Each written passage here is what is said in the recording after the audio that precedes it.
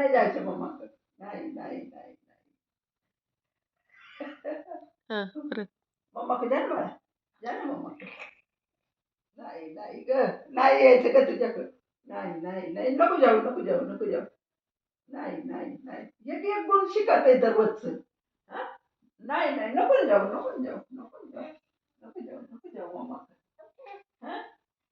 नाही नाही बस बस मानायला लई त्रास होईल.